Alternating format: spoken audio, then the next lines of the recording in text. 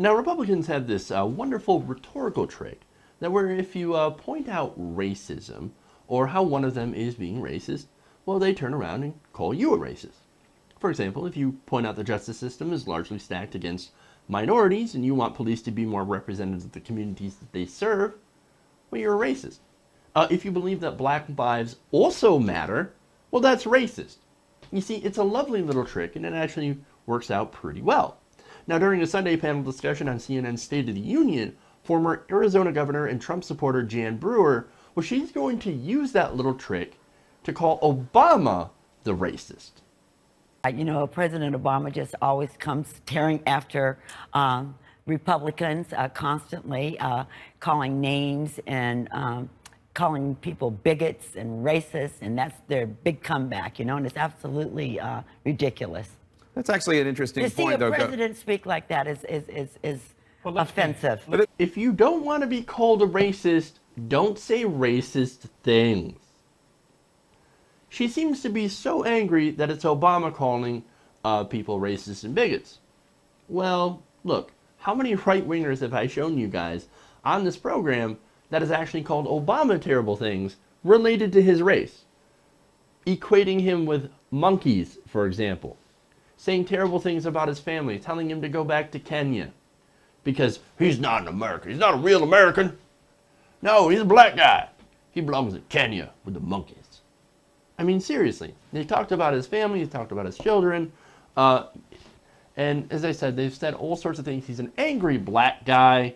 So he doesn't understand. He's got this urban mindset that he's the actual racist. I mean, I've heard it all. They've talked about that a lot. But then you look at what Donald Trump actually says.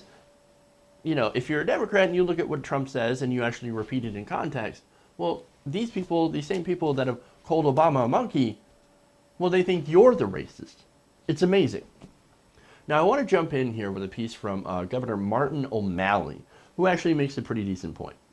Governor Brewer, President Obama doesn't say this about all Republicans, but he does say rightly that Donald Trump is a bigot, Donald Trump is a racist, Donald Trump, in fact, is making fascist appeals. That's why many self-respecting Republicans are not supporting Donald Trump for president. Donald Trump is an unstable charlatan who is appealing to the worst instincts in people. And I believe ultimately the American people are going to reject that. This is a very different sort of candidacy. This is not the party of Lincoln.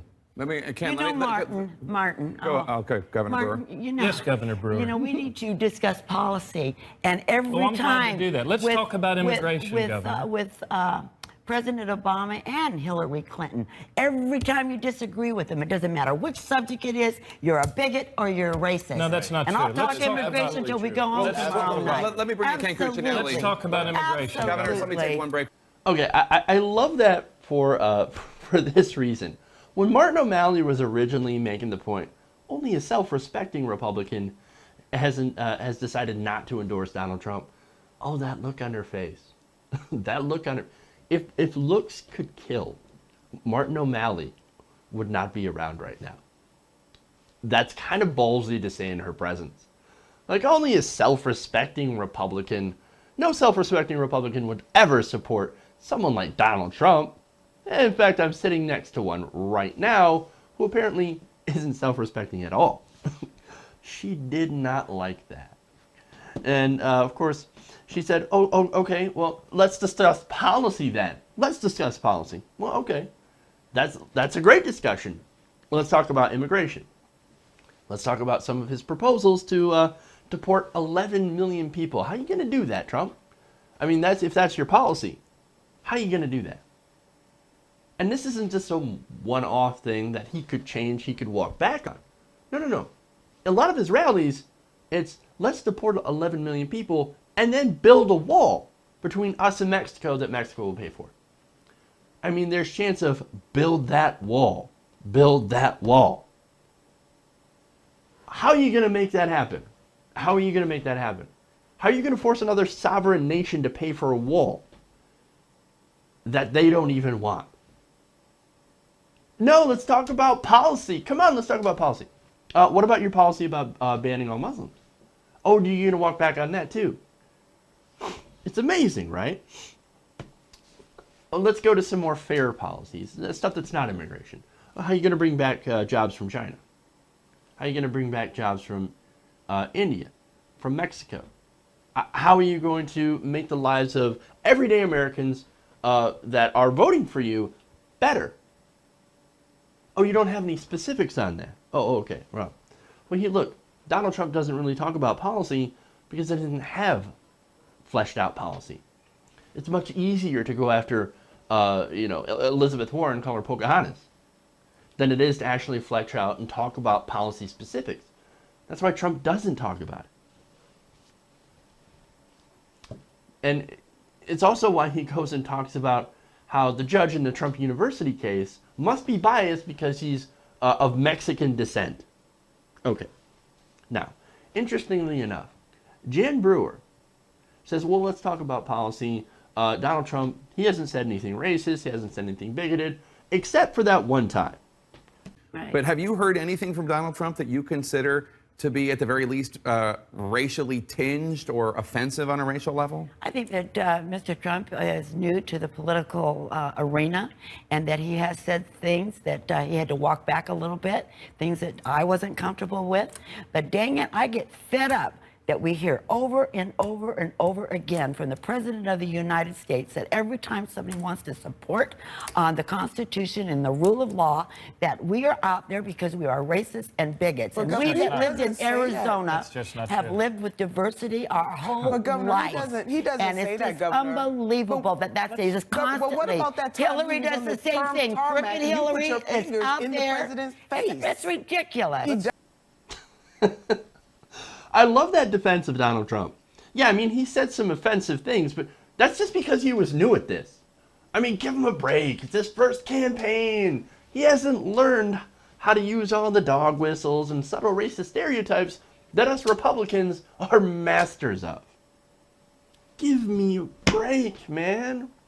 It is amazing that they continue to deny the racial undertones that the Trump campaign, and look, the Republican Party at large, has very successfully used. Now, if you're wondering what I mean by that, well, they used the Southern strategy since the time of Nixon. And the whole Southern strategy was a plan to basically say, hey, former Democrats who were against the Civil Rights era, we know you broke off from the Democratic Party to come join the Republican Party. So we know that you're a viable constituency that doesn't like black people. We're going to use that to our advantage. And they did so successfully.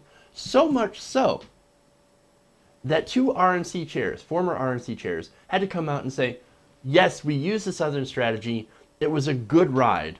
While it lasted, we probably shouldn't use it anymore. No shit, you shouldn't use it anymore.